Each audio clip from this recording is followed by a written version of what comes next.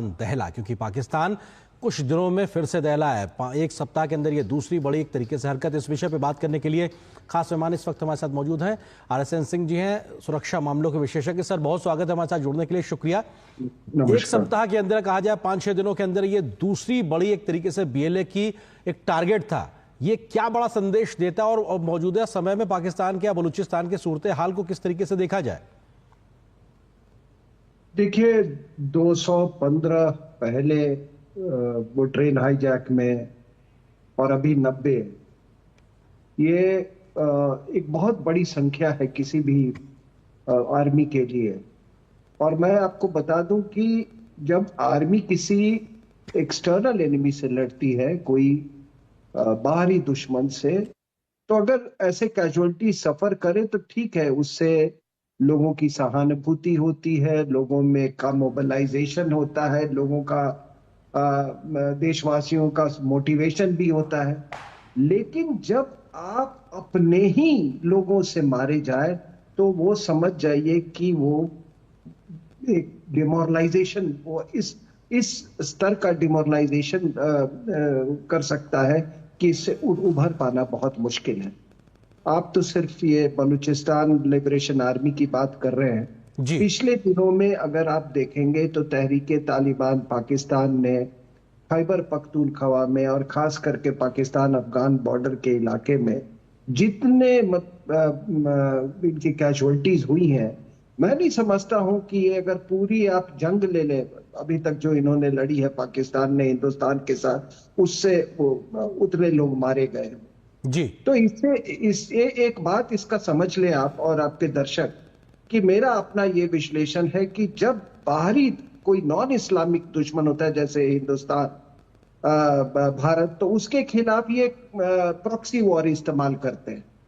और जब अपने ही इस्लामिक लोगों से इनको चुनौती मिलती है तो फिर ये बिल्कुल काइनेटिक एक्शन में, मतलब सब कुछ इस्तेमाल करना शुरू कर देते हैं। तो ये और हमारा केस उल्टा है। हम काइनेटिक एक्शन से लड़ते हैं, हमारा अपना कन्वेंशनल एक ये है। और जब अंदर की लड़ाई होती है तो हम इस तरह का हम काइनेटिक एक्शन नहीं करते हैं जी। तो ये सबसे बड़ी डिफरेंस है। और हालात बहुत नाजुक है जी सर, लेकिन ये जो दो हमले हमने देखे 5 दिन में, एक सप्ताह के अंदर में, क्या बड़े संदेश है? एक तो ये कि साहब पाकिस्तान अपने खुद के सुरक्षा कर्मियों की सुरक्षा करने में विफल हो रहा है, अपनी वहां की स्थितियां। दूसरा, BLA या इस प्रकार के जो तमाम लोग हैं जो बलूचिस्तान की आजादी के लिए लड़ाई लड़ रहे हैं, वो एक और स्ट्रांग हुए हैं। साथ ही साथ वो दुनिया तक अपनी आवाज को बुलंद तरीके से इस प्रकार की घटनाओं के माध्यम से बेहतरी से पहुंचाने में सफल होते दिखाई पड़ रहा है। देखिए, पहली बात कि तहरीके तालिबान पाकिस्तान और BLA का आपस में मिल जाना, जो माजिद ब्रिगेड है जिसने ये पूरा आपका हाईजैकिंग किया था, वो बहुत प्रशिक्षित है। और उनको प्रशिक्षण कौन दिया है? तो उसको तालिबान ने दिया है। हथियार के कहां से आ रहे हैं? तो अमेरिका के द्वारा जो छोड़े हुए हथियार हैं, वो हथियार उनके पास हैं, तो उनको हथियार की कमी नहीं है। तीसरी बात आप ये जान लें कि आपने देखा कैसे मोहम्मद अली जिन्ना ने, आपको मालूम ही होगा, कैसे इन्वेड किया था बलूचिस्तान को मार्च 1948 में और कैसे इनकॉर्पोरेट कर लिया था। तो आपने उनकी संस्कृति कुचल दी, उनकी जो पहचान थी वो कुचल दी। वो आपने इस्लाम के नाम पर ये भी नहीं आपने इस बात को कंसिडर किया कि भाई उनका इस्लाम भी कुछ अलग तरीके का है, उन जो रमजान मनाते हैं वो भी अलग तरीके का है, जो जिक्री बलोच है उनका नमाज पढ़ने का भी ढंग अलग होता है, वो एक ट्राइबल सोसाइटी है सब। और बलूचिस्तान डायरेक्टली जो ब्रिटेन का जो किंग या क्वीन होता था उसको कंसिडर कर, वो सॉरी, उसको वो रिपोर्ट करता था। वो प्रिंसली स्टेट से उनका दर्जा कहीं, इन सब को आपने कुचल दिया पाकिस्तान बनाने के लिए। और उसके बाद आपने ये चाइना पाकिस्तान इकोनॉमिक कॉरिडोर घुसेड़ दिया। जी, आपको ये बोलने की क्या जरूरत थी? आप अपना एक कॉरिडोर बनाते, बाद में देखी जाती, मान लीजिए कि उसको चीन के साथ जोड़ना है या नहीं जोड़ना है। लेकिन आपने तो बलूचियों का जो जमीन जो है वो आपने मतलब बिल्कुल गिरवी रख दिया चाइना के अधीन में। जी।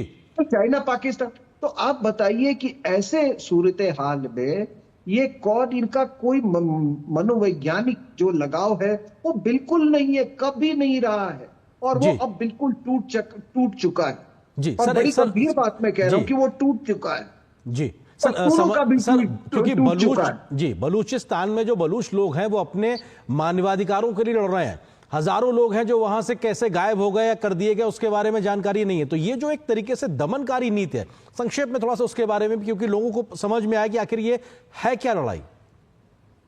नहीं, क्योंकि वो दमनकारी नीति इसलिए है क्योंकि ये पूरा पाकिस्तान का ये पंजाबाइजेशन हो चुका है। आपको सुन के हैरानी होगी, जो बलोच रेजिमेंट जो है उसमें अभी भी 85% पंजाबी हैं और केवल 15% बलोची है। तो उन्होंने कभी अपने मतलब अपना कभी माना ही नहीं है बलूचिस्तान को।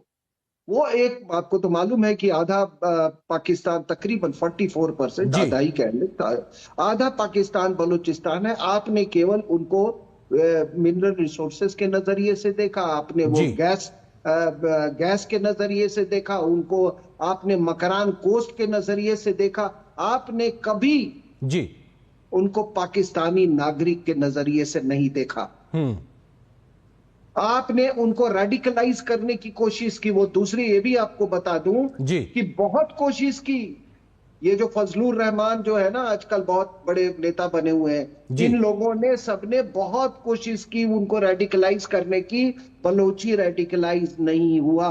जी तो ये जब वो रेडिकलाइज नहीं हुए और जब वो आप उनको अपना नहीं समझते हैं जी तो आप दमनकारी नीति बिल्कुल, और शायद अपनाएंगे। यही बड़ी वजह है कि आज इस प्रकार का विरोध लोग अपने हक के लिए वहां पे करते नजर आ रहे हैं। सर, वक्त की सीमाएं, बहुत शुक्रिया हमारे साथ जुड़ने के लिए, इस विषय पे विस्तार से बात